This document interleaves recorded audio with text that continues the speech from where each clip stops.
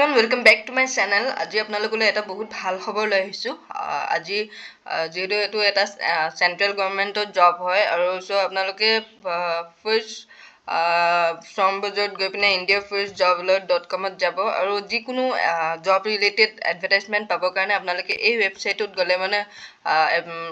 notification সমূহ পাই থাকিব আৰু যিসকলে মোৰ ভিডিওটো ফাৰ্স্ট টাইম চাইছে সো প্লিজ চেনেলটো সাবস্ক্ৰাইব কৰি দিব আৰু কাষত থকা বেল আইকনটো প্ৰেছ কৰি ৰাখিব যাতে আহিবলগীয়া ভিডিও সমূহৰ notification আপোনালোকে খুব সোনকালে পাই থাকে সো বলক তেতিয়াহলে ভিডিওটো দেৰি নকৰি আৰম্ভ কৰো এফালে দেখা পাইছে এয়াৰ ফোৰ্স FCAT হয় এটো 2 তাৰিখৰ পৰা 2 জুনৰ পৰা এটো এপ্লাই হৈ গৈছে সো ইয়াত আপোনালোকে অকল সায়েন্সৰ ষ্টুডেন্ট বুলি নহয় আৰ্টছৰ ষ্টুডেন্টেও ইয়াত এপ্লাই কৰিব পাৰিব তেতিয়াহলে বলক ইয়াত এপ্লাই কৰিবৰ কাৰণে কেনেকুৱা কি এলিজিবিলিটি মানে এলিজিবিলিটি ক্ৰাইটেৰিয়া কিমান পঢ়া শুনা হ'ব লাগিব ধৰক কিমান এজ লিমিট লাগিব সকলোবিলাক আপোনালোকক কম এতিয়া সো ইয়াত দেখা পাইছে এয়াৰ ফোৰ্স FCAT এটো 2025 আৰু ইয়াত 284 টা পোষ্ট মুকলি কৰি দিছে তেওঁলোকে আৰু ইয়াৰ লাষ্ট ডেট টো হৈছে জুলাই 1 তাৰিখে লাষ্ট ডেট দিয়া আছে আৰু 2 তাৰিখৰ পৰা এটো অনলাইন হৈ গৈছে সো আপোনালোকে যিমান পাৰে এপ্লাই কৰি ল'ব খুব সোনকালে আৰু মোড অফ এপ্লিকেশন এটো অনলাইনে হয় অনলাইন এপ্লাই কৰিব লাগিব আৰু ইয়াত আপোনালোকৰ পোষ্ট সমূহ কি ওলাইছে এটো আপোনালোকক দেখুৱাই দিছো ইয়াত ফ্লাইং ব্ৰাঞ্চৰ কাৰণে 3টা পোষ্ট ওলাইছে আৰু বাকি গ্ৰাউন্ড ডিউটি টেকনিক্যালৰ কাৰণে হৈছে 156 টা পোষ্ট আৰু গ্ৰাউন্ড ডিউটি নন টেকনিক্যালৰ কাৰণে হৈছে 125 টা পোষ্ট আৰু যেটো ground duty non technical so তাত আৰ্টছৰ ষ্টুডেন্টেও এপ্লাই কৰিব পাৰিব আৰু ইয়াত দেখা পাইছে ফ্লাইং ব্ৰাঞ্চৰ কাৰণে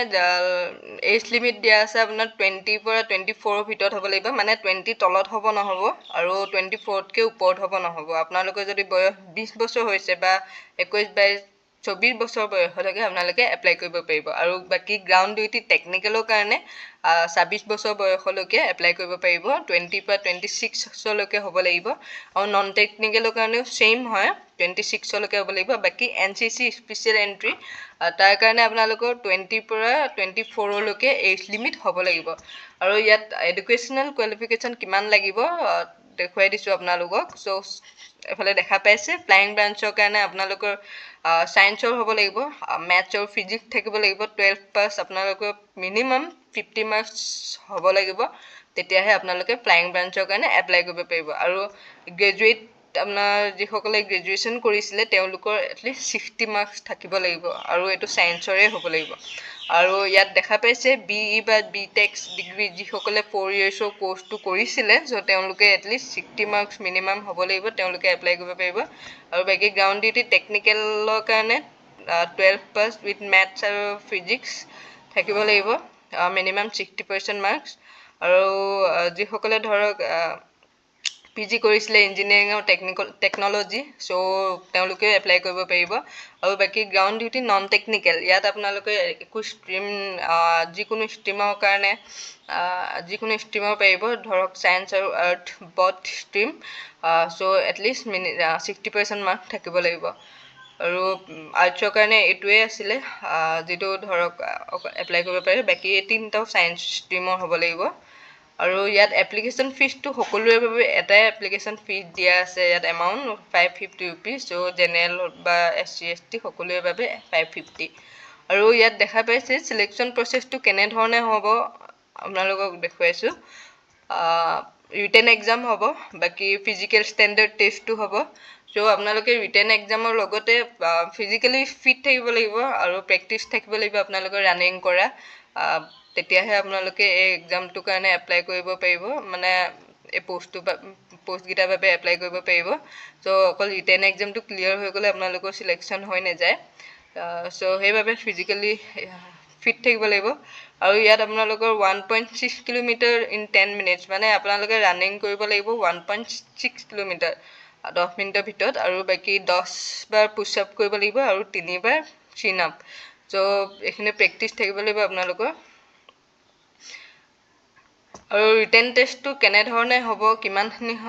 কিমান টাইম লাগিব থাকিব বা কিমান মাৰ্কছৰ থাকিব, সেইখিনি ডিটেইলছ আপোনালোকক দেখুৱাইছোঁ। ইয়াত দেখা পাইছে, ইয়াত FCAT যিসকলে এপ্লাই কৰিব তেওঁলোকৰ বাবে 2 hours দিছে টাইমটো। আৰু ইয়াত 100টা কুৱেশ্যনত মানে 100টা কুৱেশ্যনত 300 মাৰ্কছ থাকিব। ধৰক এটা কুৱেশ্যনত ধৰক 3 মাৰ্ককৈ থাকিব। ত' আৰু বাকী যিসকলে ধৰক candidates with one of the choice as technical branch, যিসকলে টেকনিকেল ব্ৰাঞ্চৰ কাৰণে এপ্লাই কৰিছিলে, ত'